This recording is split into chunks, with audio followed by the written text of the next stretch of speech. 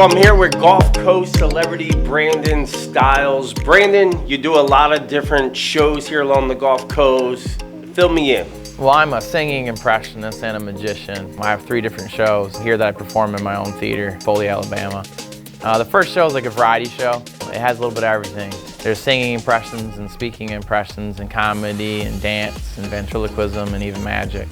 It's kind of a wild variety show, about an hour long, and it's pretty wild. Second show is a magic show. I do strictly comedy magic.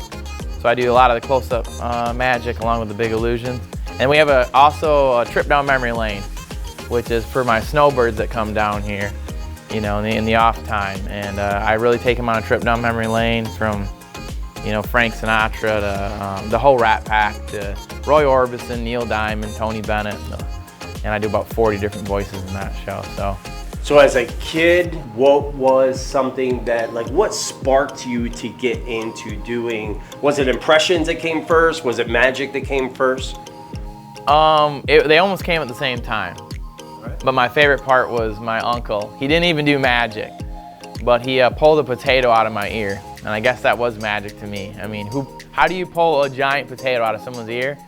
And he back palmed it and he just pulled it out and it blew my mind.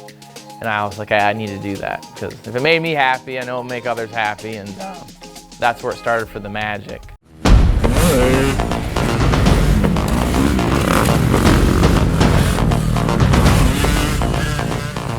So Brandon, besides magic, besides impressions, I know that you liked riding dirt bikes.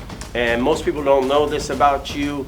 You get a chance to share this in the middle of your show briefly about something that happened to you. Can you give us a little more detail about what happened back in March of 2012? Yeah, it was like any other, you know, fun day. I was just out riding with some buddies. Yeah, we were doing some long jumps, some really, really fun stuff, and I landed a little left, and it was really wet out that day, and I slid into a berm. A berm is a turn. And when the bike initially hit, I hit and it flipped back, and the weight of the bike just snapped my femur bone in half. And I didn't pass out. A lot of the riders, they're used to this stuff, and I'm not. I wasn't a pro rider, but my buddies were. And they bounced me across on a stretcher. It was pretty intense. So tell me a little bit. You're at the hospital. Yeah. You're laying there in the hospital bed. Take us on that journey, that day, the feelings, the emotions that are going through your mind at that point. Oh man. I remember being in the hospital. I remember being in the ambulance. Every bump you could feel. The pain was excruciating. When I got to the hospital, they held me for 14 hours and didn't do anything with me yet.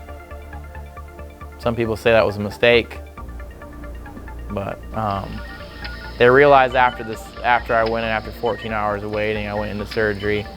They worked on my leg. They put a steel rod from here all the way down and pins and all that good stuff, and rebuilt it. And when I woke up, I wasn't breathing. I wasn't breathing right at all. It was really rough. So what initially happened was when you break a femur bone, your tiny bone fragments, they're so small you can only see them with a microscope, but they travel through your system. They went into my heart, inflamed my heart. So I almost had heart attacks, severe pain in your chest. Once it passes through your heart, it went into my lungs, and those small fragments actually scratch your lungs. You had a lot of people praying for you. I did. A lot of people praying, and it was a painful time. Tell me specifically what the doctors even told you. They gave me a percentage of chance of living, which was next to nothing. They told me my singing, the way my vocals being on life support and things on the CPAP machine could have damaged my vocals, so I wouldn't be able to sing again. You know, there's a lot of things that were in there. We weren't really worried about whether I could sing or do my career or what I loved again. It was more, can you stay alive? Can you make it through this? The eyes, I think a horrible part was being in there and watching people have to watch you. It's different what's happening to you, but they actually have to see it. That was rough. I had my beautiful wife, Diamond.